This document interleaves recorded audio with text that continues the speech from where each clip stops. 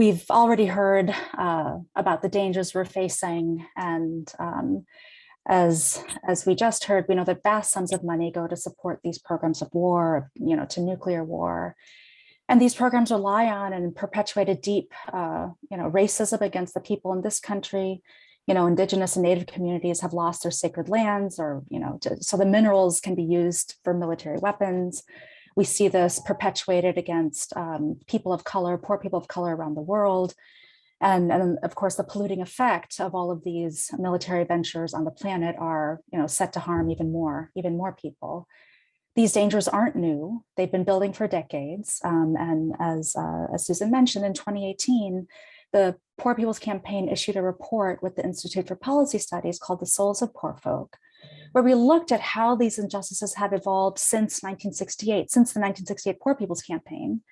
And what we found was that over those 5 decades, all of them had become worse. And this is still true in 2020, not just because of the pandemic.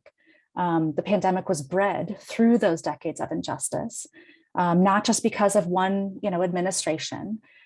Trump and those 4 years were a reflection of a white supremacist base that has been growing for years, which was emboldened during that time. And as we know, we just passed a military budget that is 4 times as much as a plan to build back better. One of the numbers that's in that fact sheet that compares, that's just ridiculous, is that there's more spent for the Space Force than for healthcare for this country. So, the fact is that the political will for a war budget right now is much greater and much more united than the political will for a moral budget. And that's what we need to establish peace, to end poverty, to fully address systemic racism, the denial of healthcare, and this raging climate crisis. So what does that mean for us, for this movement, especially if we know that the solutions are upon us?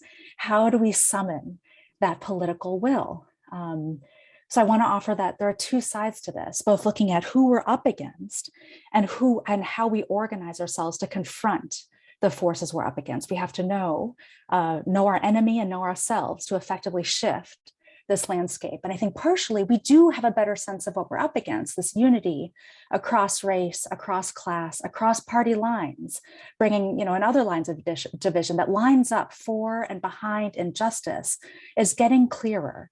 But we also have to know ourselves better.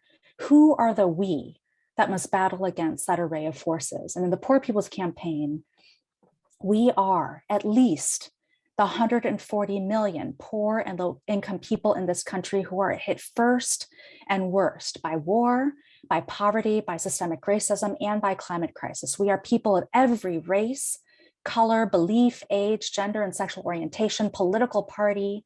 And I have a map. I have 2 maps that I wanted to show during the presentation, if we could pull those up at any time. You can see on this map that the 140 million are everywhere in this country. The darker the state on the map, the higher the percentage of poor and low-income people in the nation.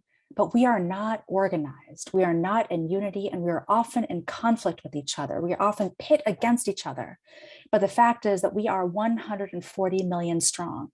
We're also in, people who are in proximity to the 140 million. We are also people of wealth and conscience who are not aligned with the forces that choose war, that choose inequality, and choose death.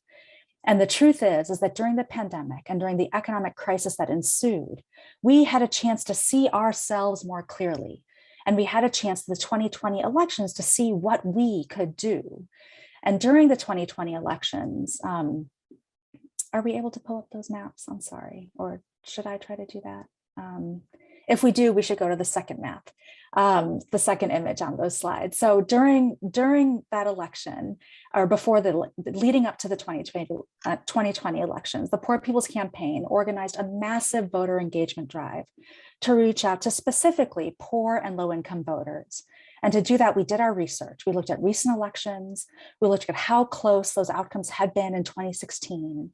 And we realized that a lot of key state outcomes were very, very close. And just a few more of these low-income voters, poor and low-income voters, could shift the whole political map of this country, and with it, the political will. And we also knew that the issues that mattered most to these voters were health and economic well-being. And these issues were on the agenda in 2020 because of the pandemic, because of the economic crisis that ensued. And so we reached out to over 2 million low-income voters in key targeted states in the Midwest, in the South, and in the Sun Belt, including Georgia, Pennsylvania, Wisconsin, Michigan, Arizona, Texas, all nonpartisan outreach. We just said, go vote. Based on your interests, go vote.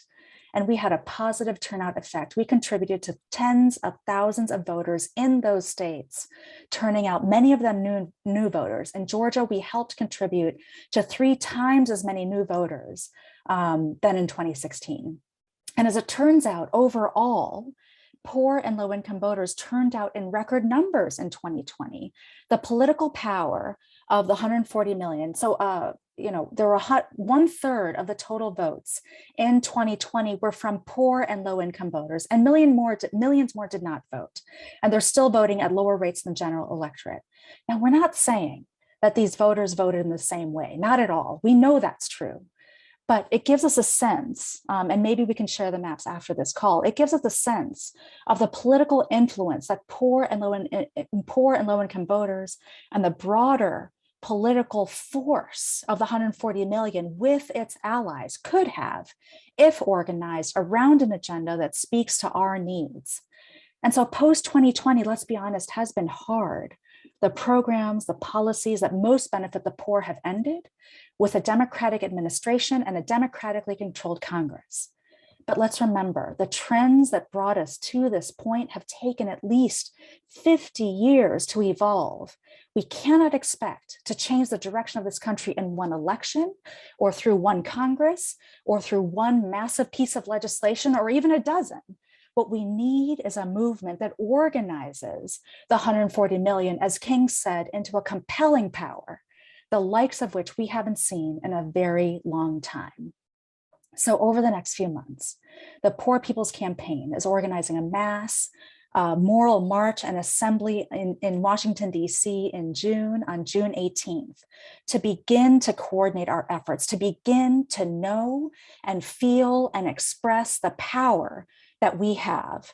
And then with that, organize through that power, through the rest of this year, through 2020 and beyond. That's the direction we're heading. And we are inviting every single person here in all of your networks to join us. Thank you, Susan, and everybody.